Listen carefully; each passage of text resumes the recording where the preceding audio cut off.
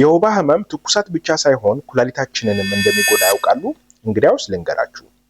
የወባ ህመም ከባድ ወይም ከፍተኛ በሚሆንበት ሰዓት በፓራሳይቷ የተለከፉ የቀይ ደም ህዋሳቶች በጥቃቅን የደም ስር ቱቦ ግድግዳ ላይ ሄዶ በመለጠፍ ወደ ኩላሊት የሚሄደውን የደም ፍሰት ይዘጋሉ። ሁለተኛ፣ ንጹህ የቀይ ደም ህዋሳቶች በከፍተኛ ደረጃ በሚራቡ ፓራሳይቷ ምክንያት ግድግዳቸውን በመበጠስ በውስጣቸው የሚገኘውን ሄሞግሎቢን የተባለውን ጎጂ ንጥረ ነገር ወደ ደም ፍሰት ውስጥ በመልቀቅ ይህም ደግሞ ወደ ኩላሊት በመሄድ የኩላሊት ቱቦዎችን ይጎዳል። በሶስተኛ ደረጃ ዝቅተኛ የደም ግፊት፣ ከፍተኛ የሆነ የሰውነታችን የብግነት ግብረ መልስ እንዲሁም የሰውነት ድርቀት አንድ ላይ በመሆን ኩላሊታችንን በመጉዳት አኪዩት ቱቡላር ኔክሮሲስ የሚባለውን ይፈጥራሉ።